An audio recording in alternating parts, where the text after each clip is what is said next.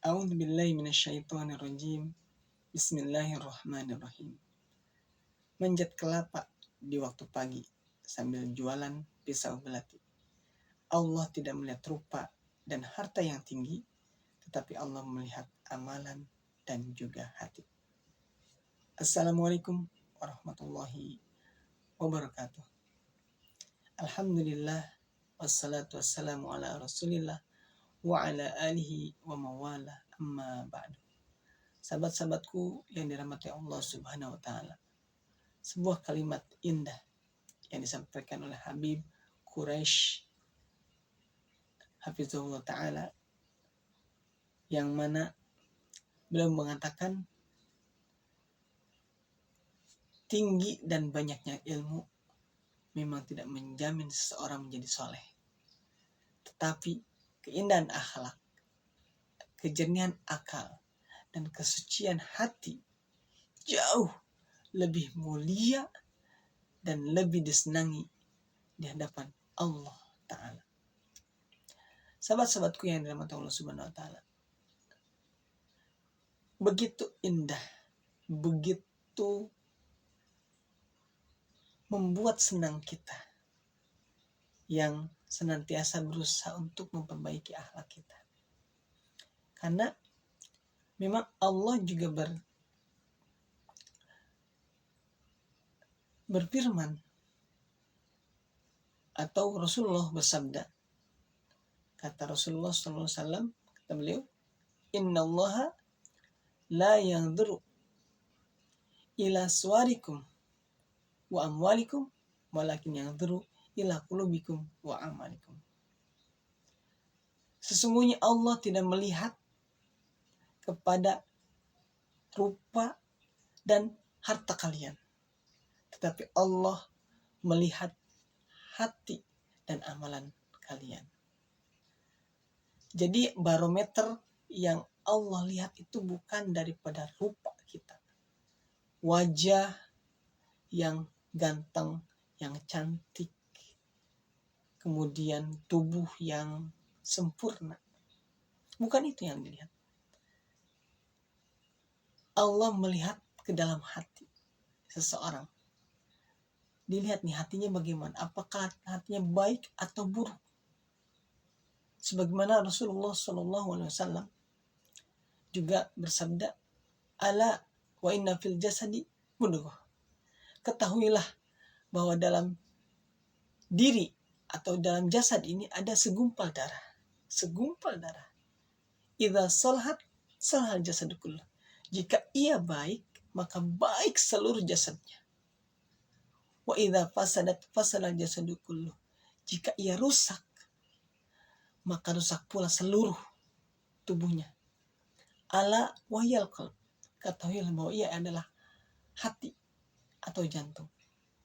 Sahabat-sahabatku yang dirahmati Allah Subhanahu wa taala, kalau kita yakin dengan apa yang disampaikan Rasulullah SAW, maka kita harus bisa mengamalkan ini. Dalam diri setiap manusia itu ada hati, yang mana hati ini yang mendrive seluruh amalan kita. Hati ini yang menentukan kita ini baik dan buruk. Kalau hatinya baik, maka insya Allah keluarnya baik.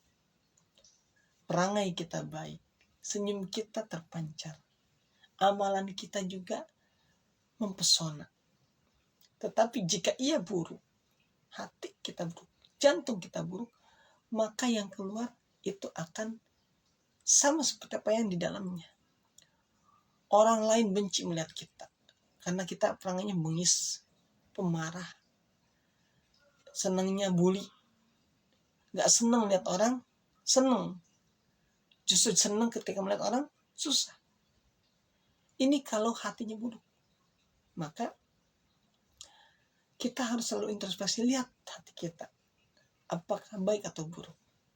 Kalau emang baik, maka lanjutkan, karena itu pertanda bahwa Allah sedang memberikan kita sebuah anugerah yang justru itu diinginkan oleh setiap orang. Tetapi ketika hati kita buruk, sering ngedumel ketika lihat orang bahagia atau orang lain naik, pangkat, kita malah naik pitam. Orang lain bahagia, kita malah susah. Nah, ini bermasalah. Oleh karenanya, lihat selalu hati kita. Mudah-mudahan kita tidak termasuk yang tadi.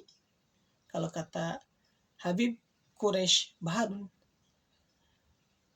menjadi tinggi dan banyak ilmunya tapi dia tidak soleh. Karena ternyata kesolehan bukan dari rupanya, bukan dari ilmunya. Karena bagaimana banyak sekali orang yang rupanya baik, ilmunya banyak, justru ia menjadi penyebab kerusakan. Tetapi banyak pula di sana ada orang yang ilmunya sedikit, rupanya juga pas-pasan, tapi Allah angkat ia menjadi orang yang rahmatan lil alamin. Dulunya budak, tapi ketika Allah angkat ia dapat hidayah dan ia beramalkan Allah angkat menjadi hamba Allah yang kita kenal hari ini, yaitu Bilal bin Rabah. Seorang budak hamba saya, Allah angkat derajatnya menjadi orang yang selalu memandangkan azan, sampai Rasulullah itu selalu senang ketika beliau azan. Dan hari ini kita pun juga mengenal beliau, Bilal bin Rabah. Nah, sahabat-sahabatku yang dirahmati Allah Subhanahu wa taala, berangkat dari apa yang disampaikan oleh Habib Quraish Baharun tadi, mari jangan hanya mengandalkan tinggi dan banyaknya ilmu saja, tetapi kita harus minta sama Allah. Karena segala sesuatu itu Allah yang anugerahkan. Ada orang yang banyak hartanya, banyak ilmunya, rupanya baik, tapi gak jadi maslahat buat orang lain. Justru menjadi penyebab kehancuran. Dan itu yang harus kita hindari. Jangan sampai kita punya kedudukan, kemudian ilmunya banyak tapi gak diamalkan. Cuman kayak seperti binatang yang bawa kitab banyak, dia nggak baca. Dia cuma bawa ilmunya banyak tapi nggak diamalin, sayang. Tetapi kalau kita bisa mengamalkan walaupun sedikit dan itu berbuah dengan akhlak, dengan amal, maka itu Allah lihat. Karena Allah melihat hati kita dan amal kita, bukan melihat pada rupa kita dan bukan juga melihat kepada harta kita. Betapa banyak orang yang hartanya banyak tapi ia menjadi manusia yang paling pelit, hartanya korup. Betapa banyak orang yang hartanya melimpah, kemudian tahtanya juga ia miliki, tapi ia tidak menjadi manusia yang rahmatan lil alamin. Contohnya Firaun. Bahkan ia durjana sampai mengaku pada dirinya sebagai Tuhan karena Allah karuniakan kesehatan. Sahabat-sahabatku yang dirahmati Allah Subhanahu wa taala, mari kita introspeksi diri kita. Kita lihat hati kita. Apakah hati kita termasuk hati yang baik atau yang rusak? Kalau hati kita termasuk yang baik, maka kita minta kepada Allah agar dijaga. Sebagaimana doa Rasulullah SAW yang selalu dipanjatkan. Ya muqallibal qulub, tsabbit qalbi ala dinik.